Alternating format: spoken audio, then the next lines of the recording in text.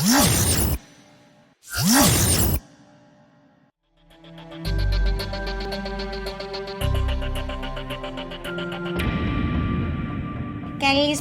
σας κυρίες και κύριοι. Διακόπτουμε το πρόγραμμά μας καθώς το Egg βρίσκεται σε έναν αληθινό αμπελώνα. Τι κάνει εκεί άραγε, γιατί πατάει τα σταφύλια, πώς γίνεται το κρασί, τι είναι ο μούστος και πού κολλάει ο Θεός Διόνυσος σε όλα αυτά.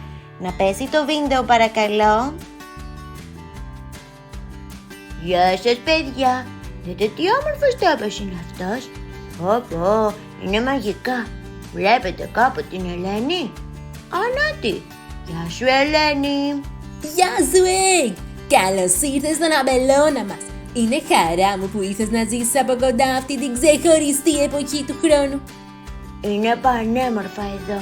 Ο αέρας μυρίζει γλυκά και όλα γύρω είναι γεμάτα φύλλα και τσαμπιά. Δεν έχω ξαναέρθει σε αμπελώνα, οπότε ετοιμάζομαι να μάθω τα πάντα. Και θα στα δείξω όλα. Το φθινόπωρο για εμάς είναι γιορτή. Είναι η εποχή του τρίγου, όπου μαζεύουμε τον καρπό που φροντίζαμε όλο το χρόνο. Πριν ξεκινήσουμε, πάρε μια βαθιά ανάσα. Μυρίζει σταφύλι, χώμα και ήλιο. Έχεις δίκιο, μυρίζει εκπληκτικά. Για πες, τι κάνουμε πρώτα?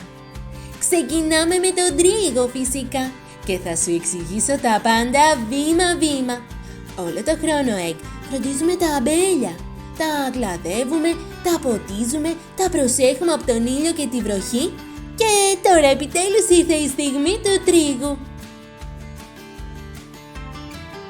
Τρίγος, δηλαδή μαζεύουμε τα σταφύλια, σωστά? Ναι, αλλά δεν είναι μια απλή συγκομιδή, είναι γιορτή. Παλιότερα μάζευαν όλοι μαζί τα σταφύλια, συγγενείς, φίλοι, παιδιά. Γεμίζαν τα αμπέλια με γέλια και τραγούδια. Τώρα σε μικρούς αμπελώνες ο τρίγος γίνεται ακόμα με τα χέρια. Σε μεγάλους χρησιμοποιούμε ειδικά μηχανήματα που κόβουν τα σταφύλια γρήγορα και τα ρίχνουν σε κάδους. Και πώς καταλαβαίνουμε ότι ένα σταφύλι είναι έτοιμο? Το βλέπουμε και το δοκιμάζουμε φυσικά. Τα όρημα σταφύλια έχουν έντονο χρώμα. Είναι φουσκωμένα και πολύ γλυκά. Τα κόβουμε με ψαλιδάκι ή με το χέρι απαλά χωρίς να τα πιέσουμε. Ο χυμός τους είναι πολύτιμος και θέλουμε να μείνει μέσα.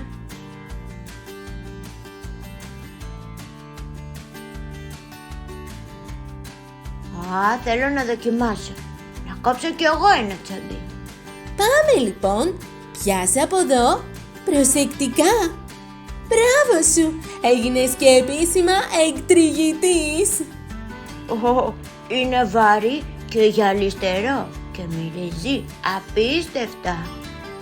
Έτσι είναι. Και φαντάσου, σε λίγο αυτό το σταφύλι θα έχει γίνει κάτι εντελώς διαφορετικό. Όταν μαζέψουμε αρκετά, τα μεταφέρουμε στο πατητήρι για το επόμενο βήμα της διαδρομής. Εκεί θα ζήσεις μια ξεχωριστή εμπειρία Egg, γιατί θα δούμε και τον παραδοσιακό τρόπο πατήματος, αλλά και πώς γίνεται σήμερα με μηχανήματα. Δεν μπορώ να περιμένω. Φύγαμε!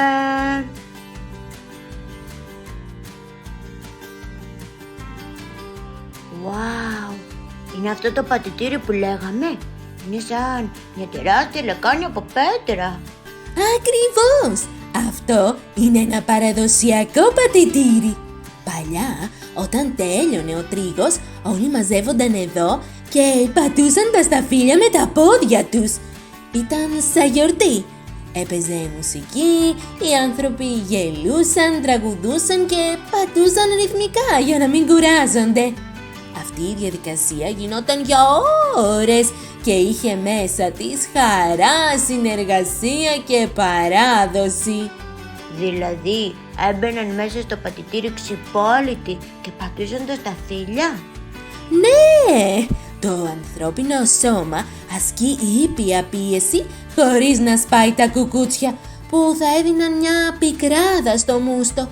Κι και όσο τα πατούσανε, ο χυμός κατέβαινε από ένα μικρό άνοιγμα που οδηγούσε σε ένα δοχείο.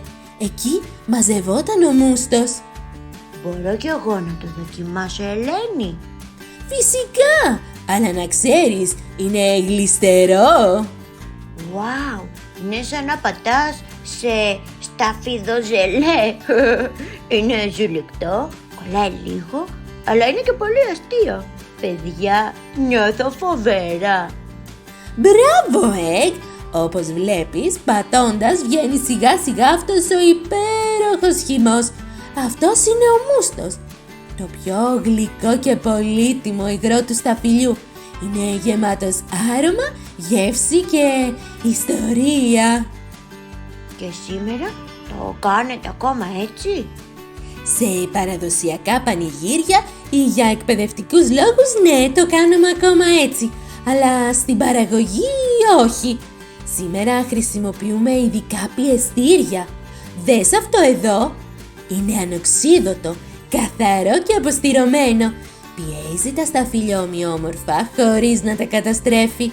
Έτσι εξασφαλίζουμε ότι ο μούστος είναι καθαρός, υγιεινός και έτοιμος για την επόμενη φάση.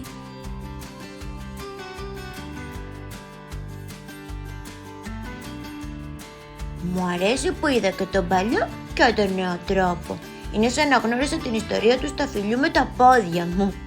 Και τώρα που έχουμε το μούστο μας έτοιμο, είναι ώρα να δεις πώς γίνεται το κρασί.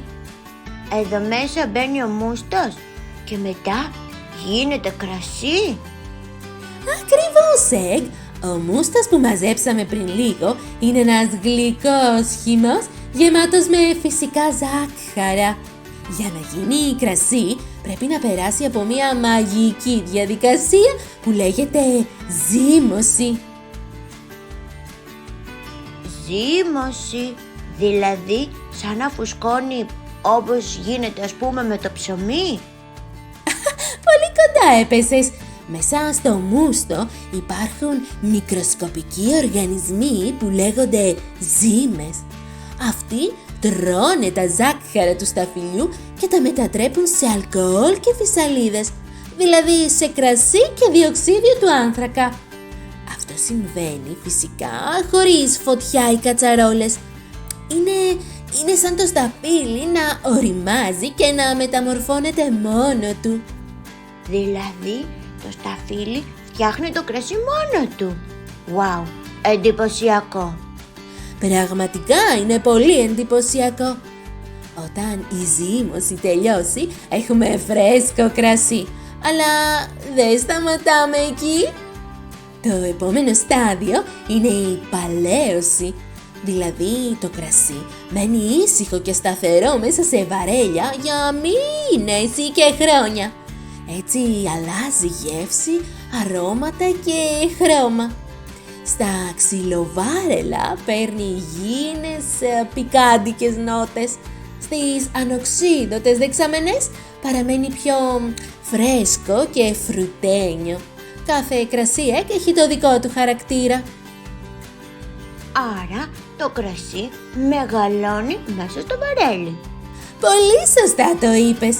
Και όταν είναι έτοιμο φιλτράρεται, μπαίνει σε μπουκάλια και φτάνει στο τραπέζι μας. Τι φανταστικό ταξίδι! Από τον τρίγο στη ζύμωση και από το βαρέλι στο μπουκάλι και όλα ξεκίνησαν από ένα απλό τσαμπί σταφύλι. Wow! Και τώρα είσαι έτοιμος να γνωρίσεις την ιστορία του κρασιού. Το κρασί είναι ένα από τα παλαιότερα ποτά στην ιστορία της ανθρωπότητας, Egg. Οι άνθρωποι το έφτιαχναν ήδη από την αρχαιότητα σε πολλά μέρη του κόσμου, αλλά εδώ στην Ελλάδα το λάτρεψαν ιδιαίτερα. Και υπήρχε και θεός του κρασιού, έτσι δεν είναι? Ακριβώς! Στην ελληνική μυθολογία υπήρχε ο Διόνυσος, ο θεός του κρασιού, της χαράς, της μουσικής και της γιορτής. Λένε πως δίδαξε στους ανθρώπους πώς να καλλιεργούν αμπέλια και να φτιάχνουν κρασί. Ο Διόνυσος δεν ήταν ένας αυστηρός θεός, ήταν χαρούμενος, παιχνιδιάρης και λατρευόταν με πανηγύρια και θέατρα. Δηλαδή, όταν έπιναν κρασί οι αρχαίοι Έλληνες, τον ευχαριστούσαν? Ακριβώς! οργάνωναν γιορτές προς τιμήν του που ονομάζονταν Διονύσια. Εκεί υπήρχαν τραγούδια, χοροί και θεατρικές παραστάσεις. Μάλιστα, από αυτές τις γιορτές γεννήθηκε και το αρχαίο ελληνικό θέατρο. Και η μαγεία δεν τελειώνει εκεί, Εγγ, γιατί από τον μούστο φτιάχνουμε και γλυκίσματα, σιρόπια, κουλουράκια. Θες να τα γνωρίσουμε? Φυσικά, φύγαμε. Ελένη, εδώ μυρίζει σαν φούρνος που μόλις έβγαλε κουλουράκια. Τι είναι όλα αυτά? Εδώ, Εγγ, βλέπεις τον πιο γλυκό θησαυρό του φθινοπόρου, τα προϊόντα του μούστου. Θες να τα δοκιμάσουμε? Εννοείται, αλλά πρώτα θέλω να μάθω τα ονόματα. Αυτά εδώ είναι τα μουστοκούλουρα. Είναι αφράτα, μυρωδάτα κουλουράκια, φτιαγμένα με μούστο, λάδι, κανέλα, γαρίφαλο και λίγο σουσάμι. Είναι μαλακά και μυρίζουν φθινόπωρο και έχουν γεύση από σταφύλι και Χριστούγεννα μαζί. Και αυτό εδώ που βλέπεις στο βαζάκι λέγεται πετιμέζι. Είναι ένα παχύρευστο σιρόπι που φτιάχνεται όταν βράσουμε πολλή ώρα το μούστο μέχρι να συμπυκνωθεί. Χρησιμοποιείται σε γλυκά, σε σαλάτες, ακόμα και πάνω από γιαούρτι. Είναι φυσικό, θρεπτικό και γεμάτο σίδηρο. Παιδιά, είναι σαν μέλι από σταφύλι. Λίγο ξινό, λίγο γλυκό, αλλά πολύ νόστιμο. Σωστά! Και υπάρχουν και άλλα προϊόντα του σταφυλιού, όπως οι σταφίδες που είναι αποξηραμένα σταφύλια και φυσικά χυμό σταφυλιού που μπορούμε να το πιούμε φρέσκο πριν καν γίνει μούστος. Δηλαδή από ένα τσαμπί σταφύλι φτιάχνουμε κουλουράκια, σιρόπια, σταφίδες, χυμούς, αλλά και βέβαια κρασί. Μιλάμε για πολυτάλαντο φρούτο, έτσι? Έτσι ακριβώς, Εγγ. Το σταφύλι είναι δώρο της φύσης και η αξιοποίησή του είναι κομμάτι του πολιτισμού μας. Σε ευχαριστώ πολύ, Ελένη. Ήταν ένα από τα πιο γλυκά ρεπορτάζ που έχω κάνει ποτέ. Χαίρομαι πολύ, Εγγ. Τα λέμε! Παιδιά, σας χαιρετώ και πάω να φάω μερικά μου στο κούλουρα ακόμη.